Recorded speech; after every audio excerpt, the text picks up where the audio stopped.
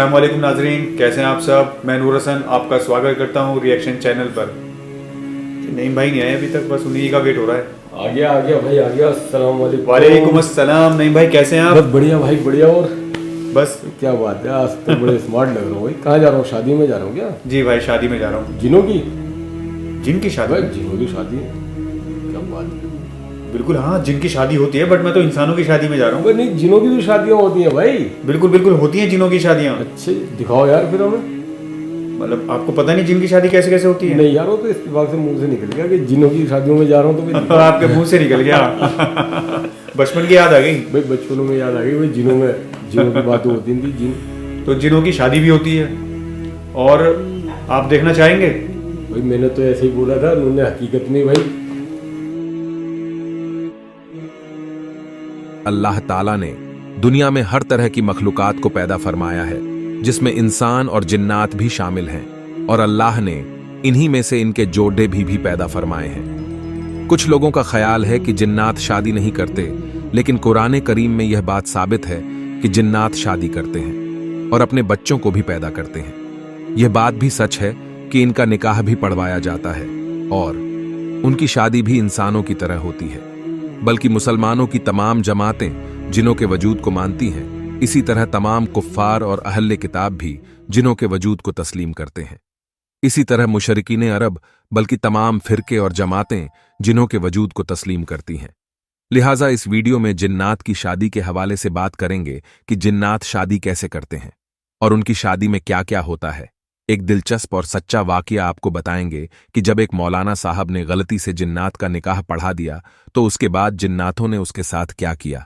आइए आपको बताते हैं। ये वीडियो देखकर किसी के भी रोंगटे खड़े हो जाएंगे, इसलिए मेरे दोस्तों आप इस वीडियो को लाइक करके आखिर तक जरूर देखें। तो चलिए शुरू करते हैं। दोस्तों, एक मौलवी साहब जिनका नाम मोहम्मद नवाज है, वो कहते हैं कि मैं बच्चों को कुरान करीम पढ़ाता हूँ, इसके साथ ही दुनियावी तालीम की ट्यूशन भी कुछ बच्चों को देता हूँ। आजकल की साइंस ने जो तरक्की की है वह अपनी जगह पर है, मगर साइंस ने आज तक ये खोज नहीं लगा पाया कि जिन्नात का वजूद होता है या नहीं। इसलिए साइंस ने यह कह दिया कि जिन्नात का कोई वजूद नहीं होता। लेकिन अल्हम्दुलिल्लाह हम मुसलमान हैं और हम इंसानों, जानवरों और नवाजात के अलावा दूसरी मखलूकात की मौजूदगी को भी मानते हैं, जैसे कि फरिश्ते और जिन्नात। क्योंकि जिन्नात के हवाले से कुरान करीम में भी जिक्र आया है, इसलिए हम यकीन करते हैं कि न सिर्फ जिन्नात का वजूद होता है बल्कि वो हमारे आसपास भी रहते हैं, लेकिन वो हमें नजर नहीं आते। जैसे हम इंसानों में कुछ इंसान बुरे और कुछ इंसान अच्छे होते हैं, वैसे ही जिन्नातों में भी कुछ जिन्नात पूरे और कुछ जिन्नात अच्छे होते हैं।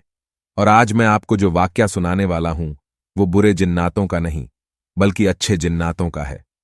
मौलाना साहब कहते हैं, रात का ना जाने कौन सा पहर था कि अचानक मेरे हुजरे के दरवाजे पर दस्तक हुई, यानी किसी ने दरवाजा खटखटाया। मुझे अल्लाह ने यह खूबी दी थी कि मैं चाहे जितनी भी गहरी नींद में हूं, मगर थोड़े से ही खटखटाने पर मेरी आंख खुल जाती थी, और यही वजह थी कि मैं जाग गया और दरवाजे की तरफ देखने लगा। और फिर अचानक दूसरी दस्तक हुई तो मैंने अपने सिरहाने रखा, मोबाइल उठाकर वक्त देखा तो 11:21 हुए थे। दरवाजे पर तीसरी मर्तबा किसी ने खटखटाया और मेरा नाम भी पुकारा। मैंने जल्दी से दरवाजा खोल दिया। बाहर देखा तो दो अजनबी नौजवान मेरे सामने खड़े हुए थे। मैंने उन दोनों को पहचाना नहीं था। मैंने उनको देखते हुए कहा, जी फरमाइए। उन्होंने कहा, मौलवी साहब, हमारे यहां शादी है, इसलिए हम आपको लेने आए हैं। निकाह पढ़ाने के लिए। मैंने कहा, माफ कीजिएगा, मैंने आप लोगों को पहचाना नहीं, जरा अपने बारे में बताइए। उन्होंने कहा, हम पड़ोस वाले गांव में रहते हैं। तो मैंने उनसे पूछा, आप लोगों का क्या नाम है, क्योंकि उस गांव के काफी लोग मुझे जानते थे और मैं भी उन्हें जानता था। उसने कहा, मेरा नाम जंजार है और इसका नाम इफ़्फ़क है। तो मैंने अपने आप से कहा, अच्छा अजीब नाम है। तुम दोनों के थोड़ी बातें करने के बाद मौलवी साहब उनके साथ चल दिए। मौलवी मोहम्मद नवाज बताते हैं, मार्च का महीना था, इसलिए रात थोड़ी ठंडी थी। वो दोनों मेरे आगे आगे और मैं उनके पीछे पीछे चल रहा था। उनकी रफ्तार बहुत तेज थी, मगर वह मेरी वजह से धीरे चलने पर मजबूर थे। तकरीबन 20 मिनट चलने के बाद उनका रुख बदल गया, यानी उन्होंने अपना रास्ता बदल दिया। ये देखकर मैं परेशान हो गया, क्योंकि गांव तो दूसरी तरफ था और जिधर वो जा रहे थे उस तरफ एक बड़ा सा मैदान था, जहां गांव के लड़के दिन के वक्त क्रिकेट वगैरह खेलते थे। मैंने कहा, भाई आप कहां जा रहे हैं? गांव तो उधर की तरफ है, इधर तो मैदान है। उन्होंने कहा, जी असल में गांव में जगह नहीं थी, इसलिए हमने शामियाना इधर लगाया है। मैं भी चुपचाप उनके पीछे पीछे चलने लगा। वो दोनों वक्त वक्त पर पीछे मुड़कर मेरी जानीब देखते थे, जैसे कि ये यकीन करना चाहते हों कि मैं उनके पीछे आ रहा हूं या नहीं। मैंने चलते हुए दोबारा कहा, सुनो भाई, शादी है ना आपके यहां? तो उन्होंने जवाब दिया, जी हां। मैंने कहा, तो ये खामोशी क्यों है? क्योंकि हम मैदान के करीब थे और अभी तक मुझे कोई भी आवाज सुनाई नहीं दे रही थी। बिल्कुल सन्नाटा था। इसलिए मैंने उनसे पूछा तो उन्होंने कहा, जी जी इंतजाम तो है। मगर निकाह पढ़ाने के बाद ये कहकर वह फिर से चलने लगा। तकरीबन 5 मिनट के चलने के बाद मुझे वो शामियाना नजर आया और तकरीबन 2 मिनट के चलने के बाद हम उस शामियाने में दाखिल हो गए। लाइटिंग का तो खूब इंतजाम किया गया था। मैं चारों तरफ अजीब नजरों से देख रहा था कि इतने में मेरे कानों में आवाज आई। खुशामदीद मौलवी साहब। मेरे सामने सलवार कमीज में एक शख्स खड़ा हुआ था। तो जंजार जो मुझे लेकर आया था, उसने कहा, ये दूल्हे के बाप हैं और इनका नाम सरदार मानस है। इसके बाद सरदार मानस ने कहा, आइए मौलवी साहब, मैं आपको ले चलता हूं। इसके बाद वह आगे आगे चलने लगे और मैं भी उनके पीछे पीछे चल दिया। एक जगह जाकर मानस साहब ने एक शख्स की तरफ इशारा करके कहा, ये दुल्हन के बाप हैं, इनका नाम शर्मक साहब है। मैंने मुस्कुराकर उनकी तरफ मुसाफा करने के लिए हाथ बढ़ाया तो उन्होंने मेरा हाथ गर्मजोशी से पकड़कर हिलाया। मैंने महसूस किया कि उनके हाथ गैर मामूली तौर पर गर्म थे, मगर मैंने इस बात पर ज्यादा ध्यान नहीं दिया। मैं हैरान था और मेरी हैरानगी की वजह यह थी कि मैंने उस शामियाने में अभी तक उस गांव का कोई भी इंसान नहीं देखा था। सबके सब चेहरे मेरे लिए अजनबी थे। मैंने दुल्हन के बाप से इस बात का जिक्र किया कि यहां गांव का कोई इंसान नहीं है, तो उन्होंने कहा, वो हो तो आप इसलिए परेशान हैं। इसके बाद दुल्हन के वालिद ने एक लड़के को आवाज दी और करीब आने पर उससे कुछ कहा। इसके बाद वो लड़का वहां से चला गया। मौलवी साहब बताते हैं, इसके थोड़ी देर बाद मैंने नजर साहब को आते हुए देखा।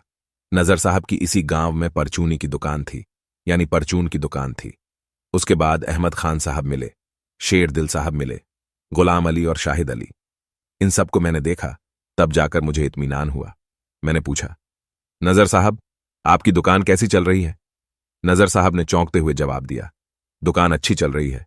इसके बाद मैंने गांव के लोगों से और भी बातें कि इतने में इफ्फक साहब ने आकर मुझसे कहा, मौलवी साहब निकाह पढ़ाएं, देर हो रही है। मैंने कहा, जी चलें, और फिर जाकर मैंने उनका निकाह पढ़ाया। उन्होंने मुझे मिठाई भी दी, निकाह पढ़ाई के पैसे भी दिए और मुझे खाना भी खिलाया। खाना इस कदर लजीज था कि मैं बयान नहीं कर सकता। इसके बाद इफ्फक और जंजार जो मुझे लेकर आए थे, उन्होंने दोबारा मुझे मेरे दरवाजे तक छोड़ दिया और फिर वापस चले गए। मैंने जल्दी से वूजू किया और सोने की तैयारी करने लगा।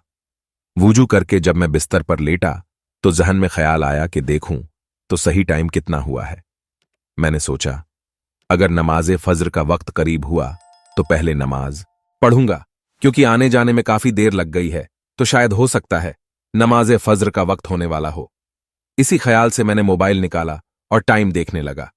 जब मेरी नजर टाइम के हिस्सों पर पड़ी तो मेरे औसान खता हो गए, क्योंकि मुझे उठे हुए अभी ज्यादा वक्त नहीं गुजरा था, जबकि जहां मैं गया था वहां जाने में काफी वक्त लग गया था।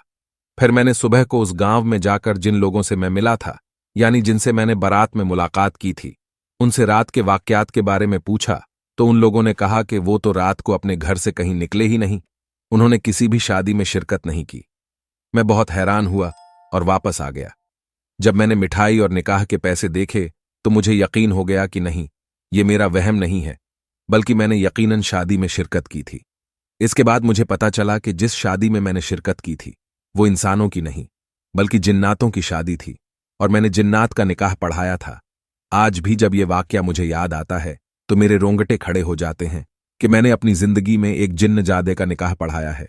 मेरे लिए अच्छा था कि वो बुरे जिन्नात नहीं बल्कि वो नेक और मुसलमान जिन्नात थे, जिन्होंने मुझे कोई नुकसान नहीं पहुंचाया। उनको यकीन इसलिए नहीं हो रहा था कि जिन्होंने इनको पैसे भी दिए, मिठाई भी दी, तो वो अपने ऊपर विश्वास ही नहीं कर रहे कि मतलब उनको यकीन नहीं रहा मैं जिनका निकाह पढ़ा दिया।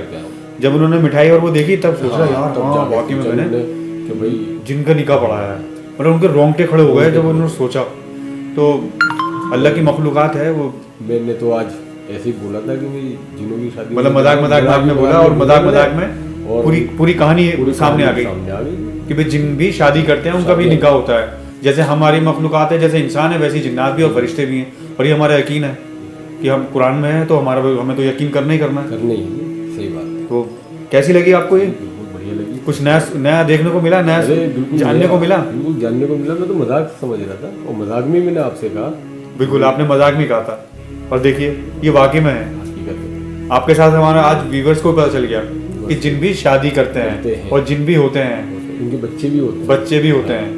तो नहीं भाई, मिलते हैं फिर नेक्स्ट वीडियो में। इंशाल्लाह। तब तक के लिए अलविदा। हमारे चैनल को लाइक करें, शेयर करें, सब्सक्राइब करें। अलविदा।